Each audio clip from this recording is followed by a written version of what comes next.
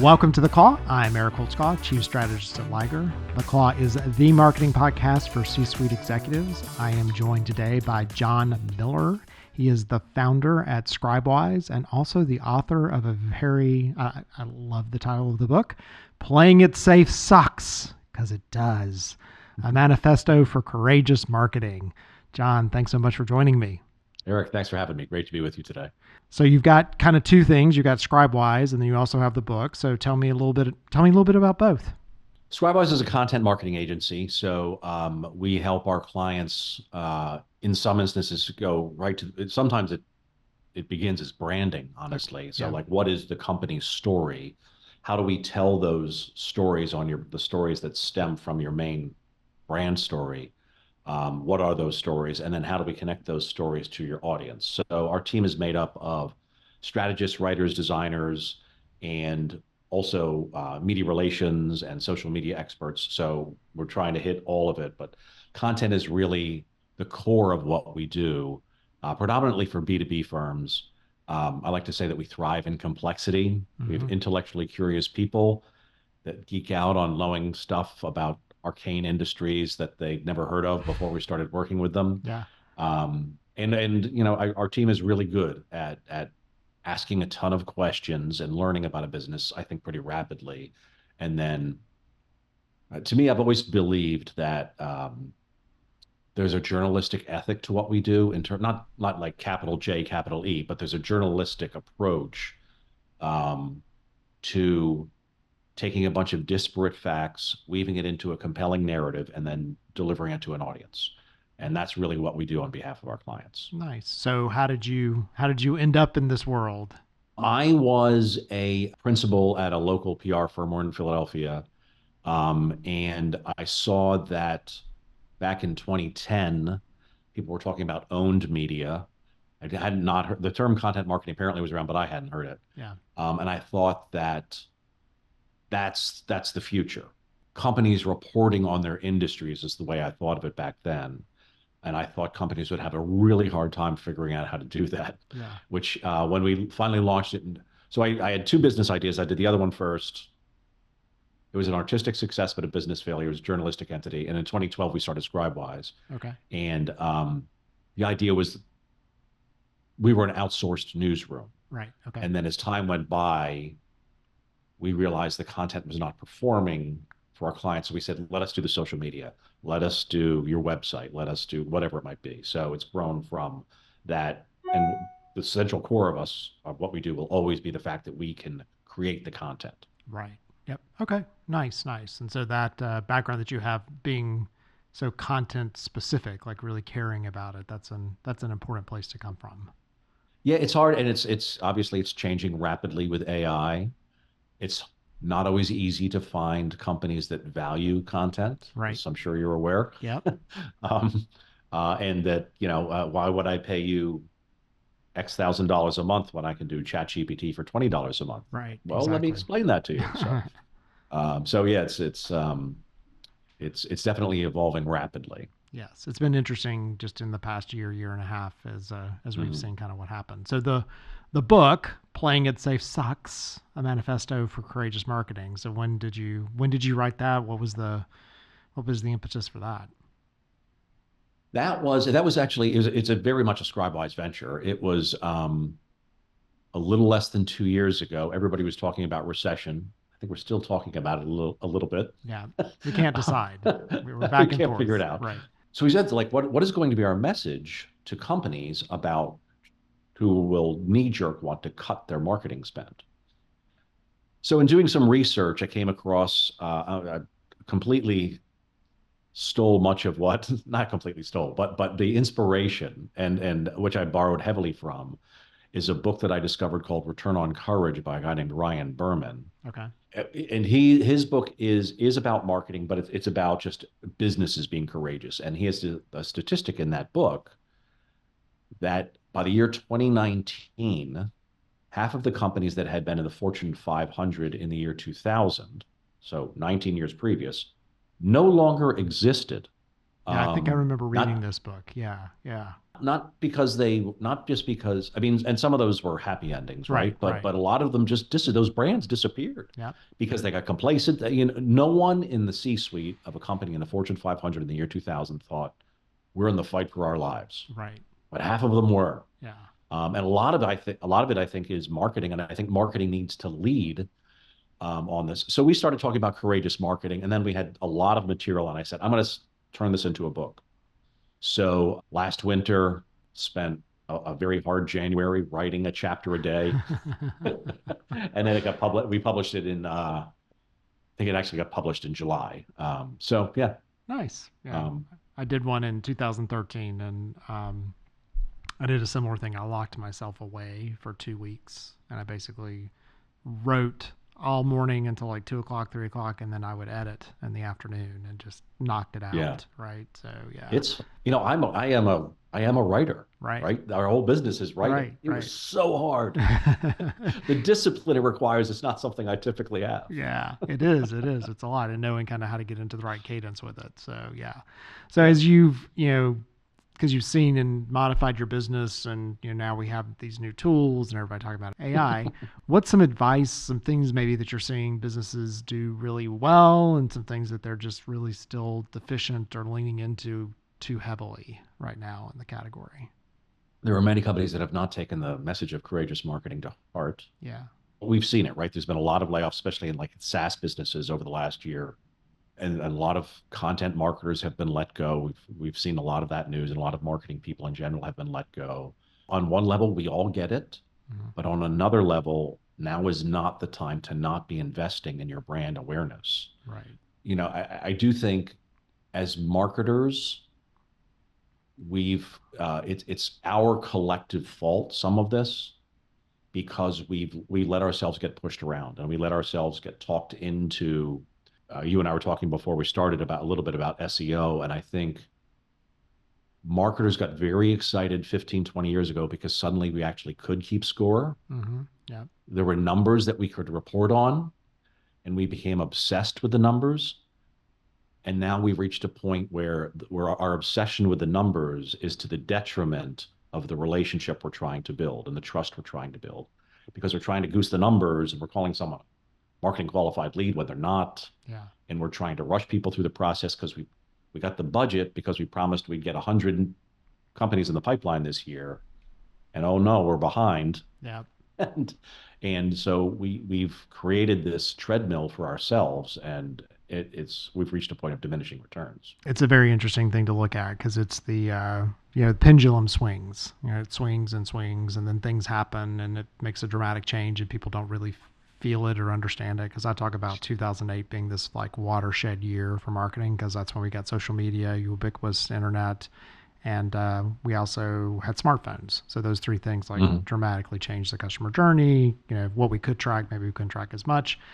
Interestingly, as you kind of think about it, and we talk about this, the marketing is, it's that tip of the spear. It's the time that you're getting in front of someone. So like, what do the numbers mean, right? Like it's so hard to know, and you don't have that concrete customer journey anymore. People step in and out of it all the time. And we've been talking a lot over the last few months about the concept of dark social, Yeah, which 100%, 100%. sounds very sinister. Right, but It's it not. isn't. It's not. Yeah, But in fact, I had a post this week on LinkedIn that I put up about people love to lurk, yeah, right? I mean, like I've always back in the day hated going to a shopping mall and walking into a store and having a salesperson rush up to me like, I leave me need my alone. Right. space. Yeah, exactly. I need to get, feel where I'm at. I'll look on my own. If I have questions, I'll come to you. I think people are, I felt, 20 years ago, I was a kind of an anomaly. Most people would rather talk to a salesperson, get the transaction done, and move on. I think the way people interact online, we've all become a little bit more cynical Yeah. because we've been inundated with a million messages a day, almost literally, and we just want to be left alone a little bit, and like we can figure this out. Yeah. So, as marketers, we have to start to untrain the CFO and the CEO in particular, I think a lot of times, but it starts with ourselves to report less on website traffic, to Yeah. report less on to rush people into leads. Um, and to just we have to say we're this is brand building and demand gen, and it's going to take some time. We have a 10-month sales cycle anyway. Yeah. So why are you making me commit to this number of leads in this quarter? Right. Yeah. I Within can't the do it in three next, months. 90 days. Yeah. I was Right. talking with It's impossible. yeah, client, a potential client this week, and they were like, well, we hired a marketing firm and we tried them out for 90 days and it didn't work. And I'm like, you don't know it didn't work. Like you didn't Right. give them a chance to onboard to even like Right. find out if it's going to be 90 days. So Right. yeah, that's a big thing. The dark social. So for people who don't know what that is, so define, because I think that's an incredibly important number that we miss all the time.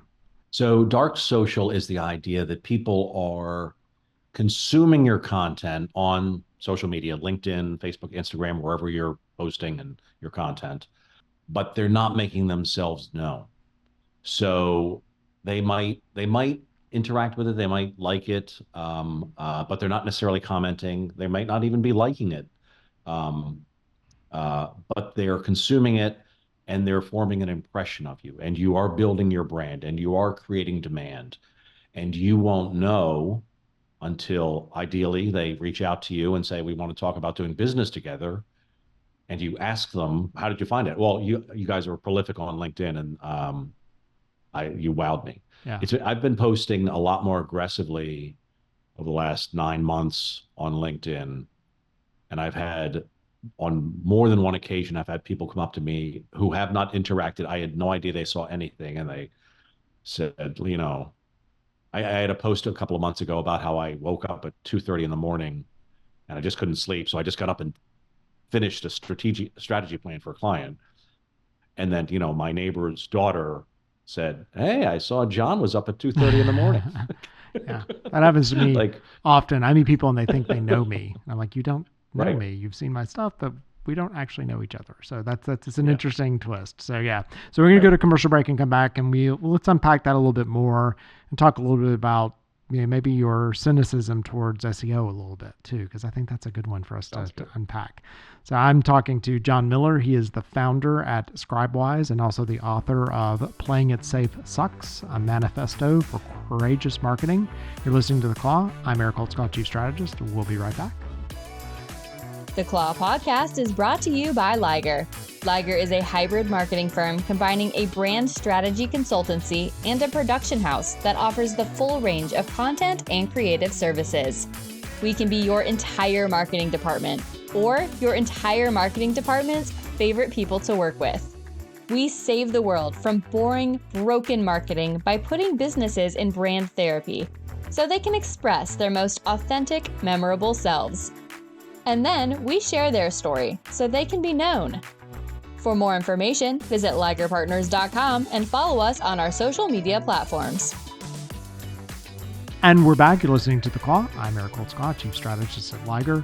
The Claw is the marketing podcast for C-suite executives. I'm chatting today with John Miller. He is the founder at Scribewise and author of the book Playing It Safe. Playing It Safe Sucks. Got to get that important word in there. A manifesto for courageous marketing. So as we were leaving and we were talking a little bit about dark social, another thing I've heard about from a dark social perspective is it's the idea of seeing something, and then what I do, which is I'll take a screenshot of it, and then I'll send it to someone over text message, or I'll send it in a Yes. place that you can't track it. You have no idea that I had any interaction with it whatsoever because I stole it and sent it somewhere private. Right. And that's the most, I mean, if you send something to a friend in a text message and say, hey, you should check this out, or like talk about amazing referral, I heard you talking about this the other day. So if you can get people to do that, then you've hit marketing manna. Marketing manna. Right. It is people consuming your content, being intrigued by it enough to share it, to your point, but not necessarily wanting to do it publicly Right. or wanting to be tracked while they do it, because we all know that we're being tracked with every move we make. Yeah. And that's like that screenshot that's texted is way more powerful than anything that happens on LinkedIn. 100%. For And I will example. have no way Way more to powerful. attribute that. I Right. won't know it at Right. all. And Right. so you call yourself an SEO cynic. Like you're specifically a cynic about SEO. So tell me more about SEO. Like what's your beef with the SEO? We actually have a piece on our website called the SEO delusion. And the idea is that, and I've always felt this way about SEO, honestly. I feel like SEO absolutely has its place. It is 100% right for a lot of products. I have a friend who started a company a year ago that resells propane, sells leads to propane dealers. Okay. Very Yep. commoditized offering. Right. Yep. SEO is his entire business. Um, if you're selling socks, SEO matters. If you're selling consulting services, it really doesn't. Um, I mean, maybe it does a little bit. You have to do the SEO basics right. Mm-hmm. But by and large, no one's landing on your website and making a purchase. If you have a long sales cycle, SEO really doesn't matter. I mean, you need to be known. There's many different ways to be known. It's not just website traffic. Um, it's being at the right trade shows, appearing in the right vertical media, all different ways to do it. I also believe that more and more, and the evidence supports this. Um, the social platforms want people to stay on their social platforms. So you're obsessed with driving people to your website. One of your main channels is fighting against you, and they own that land. Right. Yep. And I also believe this is a little bit more anecdotal, but people want to consume content where they are. Mm-hmm. There's so much in our social feeds that if we linked out every time something was interesting, we'd make ourselves insane. Right. So more and more people don't want to go to your website. Well, and they're headline readers. If you gave me a good headline, I don't really have a dramatic need, So yeah. Right. Yeah. Right. Eventually they'll go to your website, but I like to say that your website is not for volume, it's for validation. Yeah. And I think Google's been so gamed over the last 20 years that consumers, whether B2B consumers too, take the results with a grain of salt. Yeah. So if you're looking for a yes, no answer, you're more likely to go to Google. If you're looking for the best options for a couple of years, I've written about this. A couple of years ago, I love a firm mattress. I want a rock hard mattress. If you Google firm mattress, you get everything. And there's a million mattress companies now, a million D2C mattress companies. They all say they have a firm mattress. They also say they have a soft mattress. Like they will say whatever just to get you to the website, but the mattress shows up and it's not what I'm looking for. Yeah. It's all, everybody's just playing the game. And I think most consumers, especially of high-end services or high-end products, if you're selling a software platform that's 6 or 7 figures a year, SEO doesn't cut it. Yeah. Like SEO is, do the basics right, get your H1s and H2s right, and your technical SEO, but people spend way too much time, energy, and budget on SEO. Yeah, I like it's for validation, not volume. That's a really important point to make. Also, having done services businesses and more complex sales and high level for most of my career, cannot tell you the number of clients I've talked to that never visited our website before they hired us. Like they Not heard once. about us somewhere else, they met us, they whatever, and they're like, oh yeah, I guess you do have a website. I should probably go look at it. But that was not the thing, right? You got to have one. Right. Everyone's got to have it. It should be your best brochure, should be where you put your content, but I'm not going to click on it and be like, let me buy that 6-figure project from you. Right. Yeah, of course not. Yeah. Don't ever do it. We did a survey recently of B2B marketers and B2B buyers. And B2B marketers said, on average, and B2B buyers did say that they will include an online search in their buying process. Yeah. 16% of marketing budgets go to SEO. And to me, that seems nuts. Yeah. Because you got to get it right. You got to do the basics. But the idea that you're spending if you have $1 million budget, you're spending $160,000 on SEO. Yeah. That seems insane. That's a lot. Yeah. Well, the interesting thing is you're talking about that, thinking about the concept of how people look at SEO and want to drive to that. And we've got AI coming on the scenes, and AI is now supposed to answer your question. So I'm not even going to go search anymore. I can just go ask AI, and Google is threatening this kind of Wikipedia format. So when you go, it's going to answer, because they make money off of it. Yes, but they're supposed to be there to answer a question. So if I wanted to know, you talked about your firm mattress definition. If it's working the way I expect, I would get like a Wikipedia entry that tells me Stearns and Foster's, I don't know if they do or not, Stearns and Foster's has the firmest master or mattress or, whatever. So it's we've got a nice, interesting change happening right now in the content space that we're going to have to pay attention to. 7 of the 10 results on the first page of Google are for Google. Yeah. They're ads, or they're keeping you on the page. Yeah. Like, why are we playing this game? Yeah, 100%. And so how does you talk a little bit about vanilla, the B2B brands having a tendency to try to, how can they be more vibrant? Like they have a tendency to be like, we're a B2B brand. We can't do anything exciting. Like what's your thoughts on that? I'm a big believer that you must create trust before sale. Mm-hmm. And I'm a big believer that creating emotion is the surest way to create the trust. Yep. So you have to create emotional connections.